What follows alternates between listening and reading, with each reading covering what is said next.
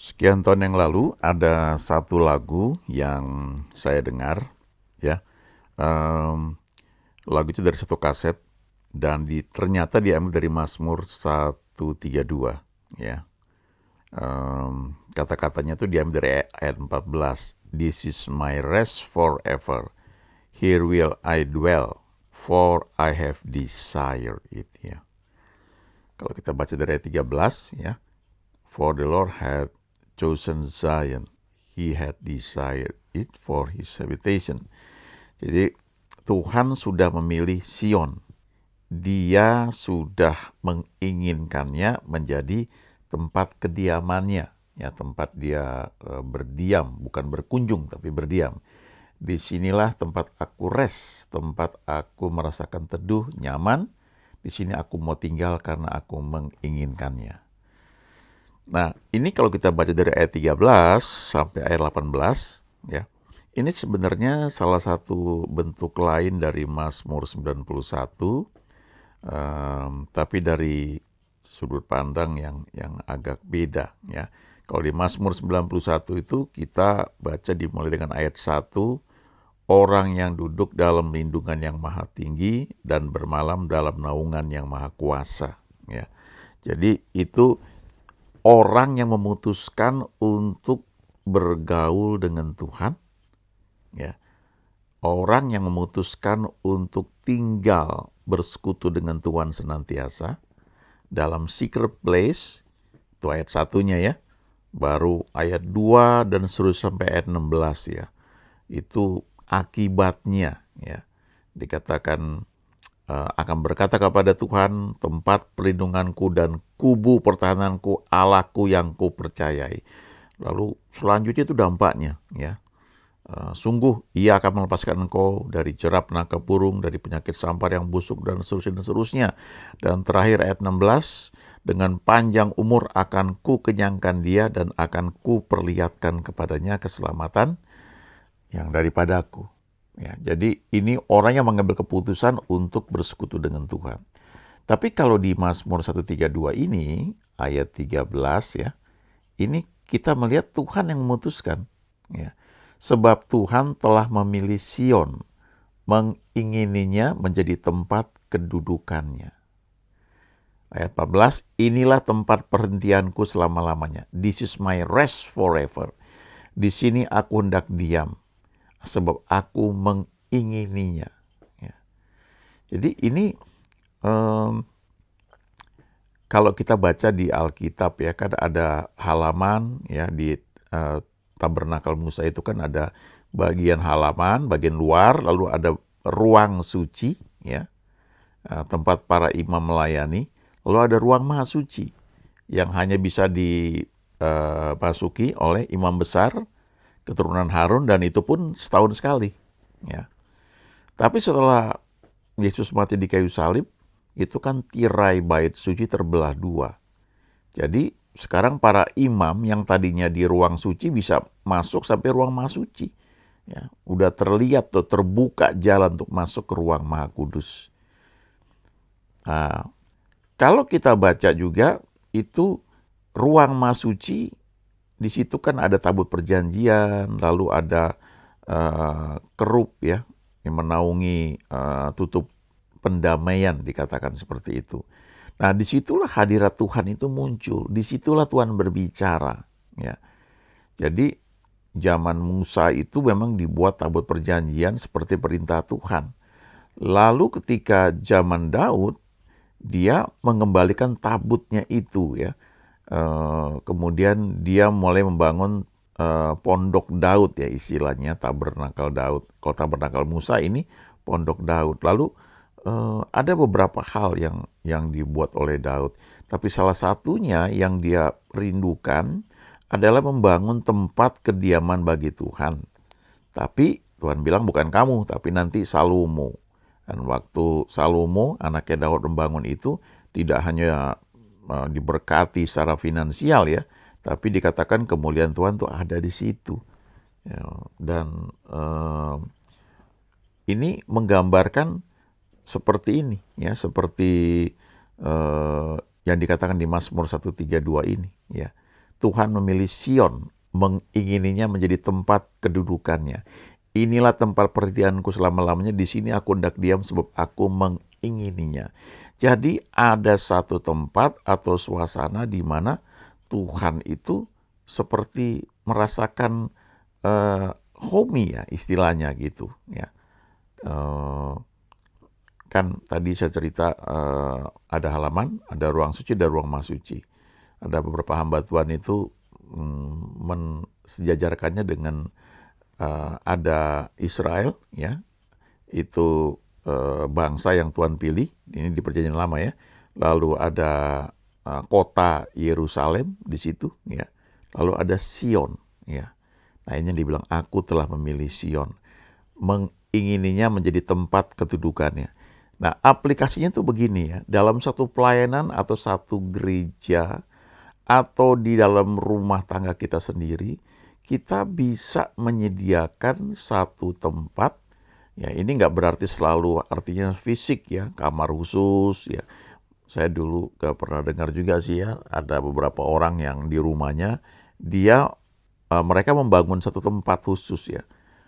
Misalnya tempat kayak menara doa istilahnya ya, di paling atas itu dibangun ruangan di mana tempat itu bisa dipakai untuk berdoa atau untuk bersekutu. Tapi ada yang lebih spesifik lagi ya.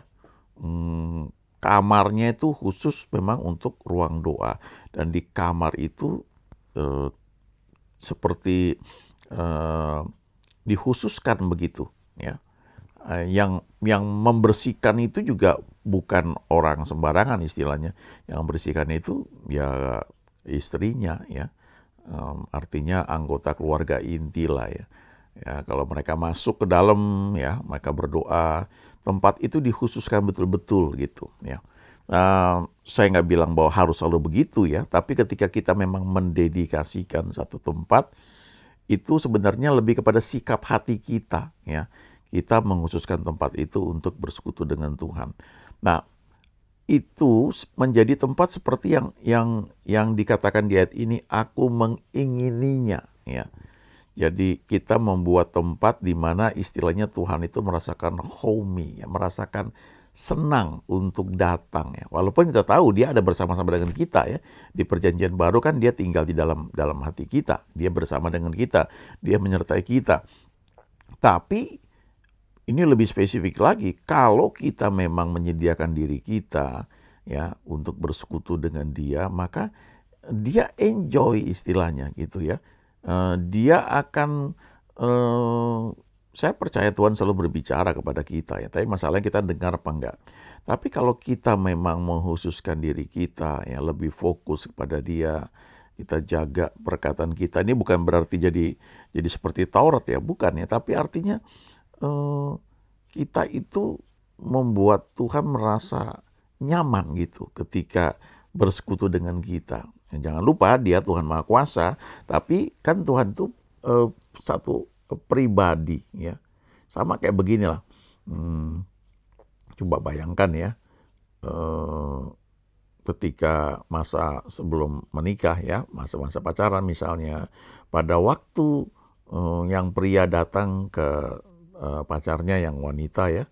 Nah, itu yang wanita itu kan berusaha mengatur rumahnya ya, supaya enak dilihat ya. Mungkin hari itu pacarnya mau datang ya, dia bersihkan rumahnya ya, dia rapikan semuanya, lalu disiapkan konsumsinya yang pacarnya suka kira-kira tuh apa ya.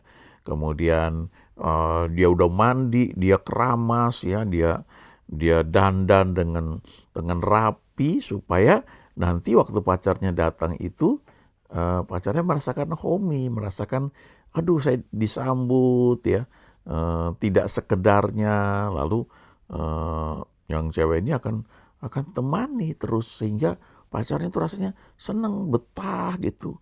Ngobrolnya sih mungkin santai tapi bisa berjam-jam ya, kalau belum nggak waktunya pulang itu bisa enjoy gitu. Nah, jadi ada bagian yang dikerjakan yang wanita ini ya, menunggu pacarnya itu datang, dia menyiapkan gitu. Sampai waktu pacar datang dia bisa memberikan yang terbaik, waktunya, bisa spending time ya bersama-sama melalui waktu, mungkin ngobrol dan pacarnya tuh jadi betah rasanya, merasakan homey, merasakan disambut. Sebaliknya yang cowoknya juga mungkin udah dia rapi ya, dia mandi ya, dia mau kunjungan, kemudian dia bawa sesuatu yang pacarnya suka gitu ya. Nah, itu gambarannya kayak begitu ya, persekutuan dengan Tuhan. Jadi kalau di Mazmur 91 itu kita memutuskan untuk dwell ya, untuk tinggal dalam secret place. Tapi kalau ini di Mazmur 132 ini Tuhan yang menginginkan untuk bersekutu dengan kita, untuk datang, untuk tinggal ya. Bahkan kalau kita menyiapkan tempat khusus itu jadi satu tempat di mana kita menikmati persekutuan dengan Dia ya. Itu sebabnya ini ada dua cara pandang ya. Saya pernah ketika belajar di satu sekolah ya, teologi gitu ya. Dan itu hamba Tuhannya menarik sekali. Dia cerita ya. Karena dia seorang bisnismen juga ya. Nah, karena ada satu pandangan ini tempat dikhususkan gereja. Ini hanya boleh untuk acara rohani, nggak boleh acara yang lain. Tapi hamba Tuhan ini karena seorang bisnismen, dia mikirnya beda ya.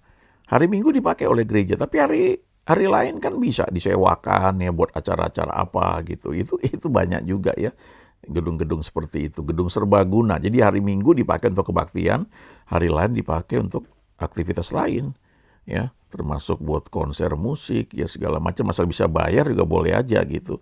Nah itu nggak salah juga ya sah saja. Tapi toh ada bagian lain ya dari kompleks atau gedung itu memang dikhususkan untuk doa ya, dan itu nggak dipakai untuk yang lain. Nah, jadi misalnya ada juga di gereja gereja itu dipakai hanya hari Minggu ya untuk ibadah, jemaat datang, tapi kalau hari-hari lain itu dipakai betul-betul untuk kegiatan rohani, doa ya, menara doa, rumah doa, dan itu tempat dikhususkan. Jadi kalau orang datang pun harus lepas sepatu ya. Tempat itu nggak disewakan buat acara misalnya pernikahan, acara wisuda ya, dapat uangnya sih, tapi nggak seperti itu. Itu dikhususkan untuk orang tuh berdoa untuk mencari Tuhan.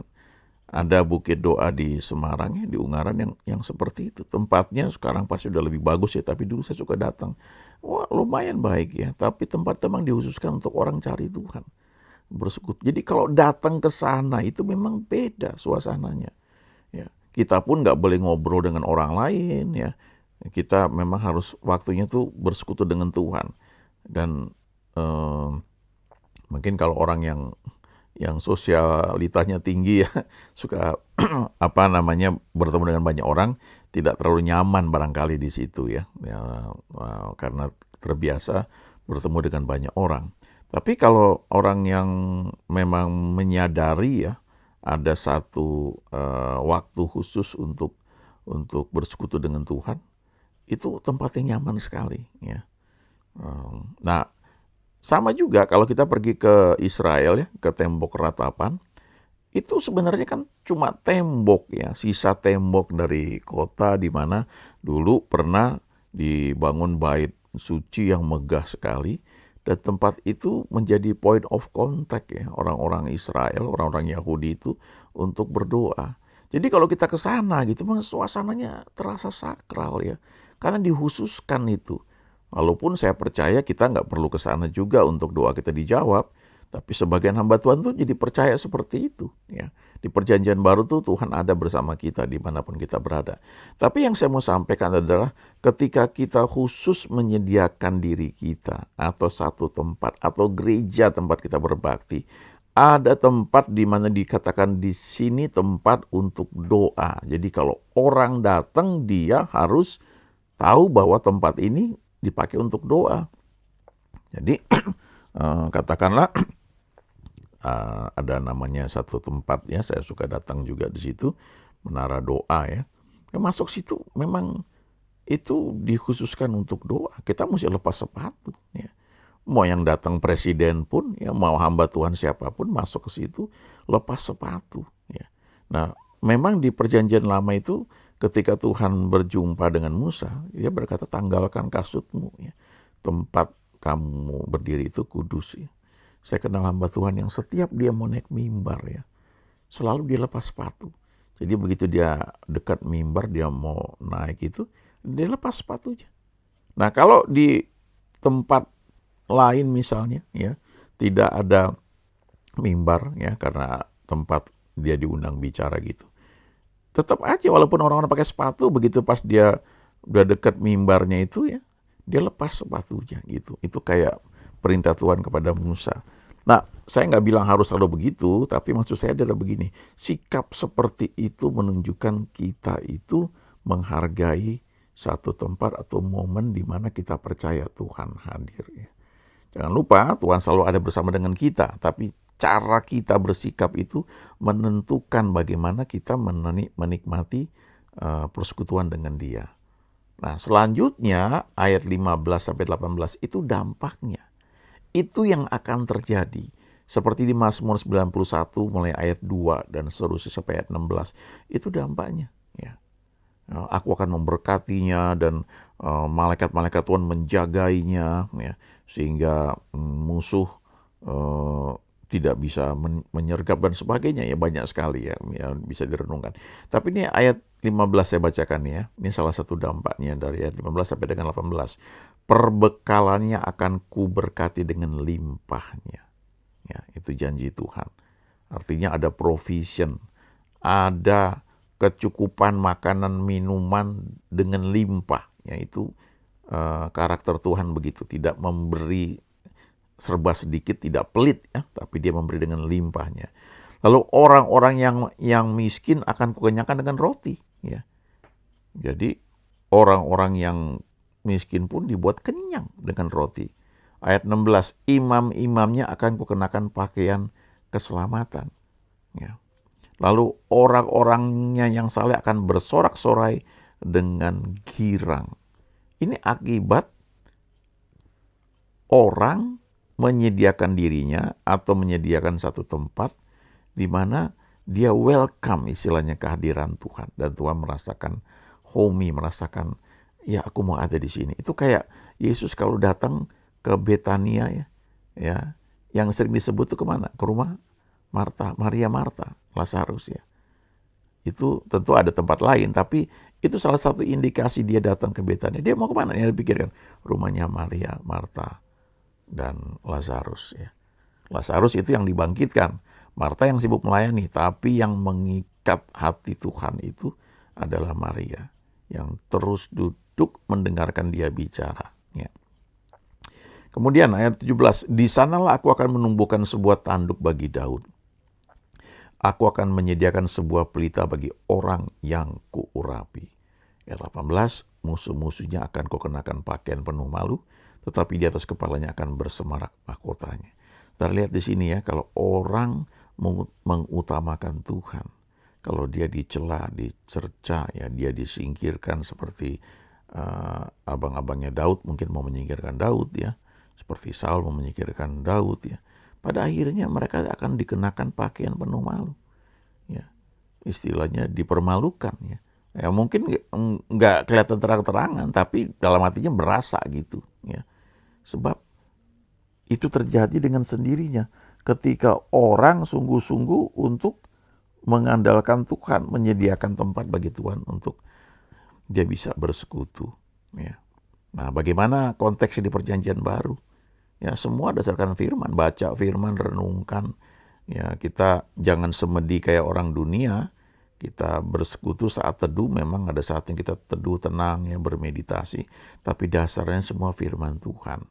Apa janji Tuhan, renungkan janji Tuhan. Dan kita akan menikmati semua yang dia sediakan bagi orang-orang percaya. Ya, yang namanya berkat dan perlindungan dan promosi itu akan dengan sendirinya terjadi. Apa boleh buat? Karena itu janji Tuhan bagi setiap orang yang percaya.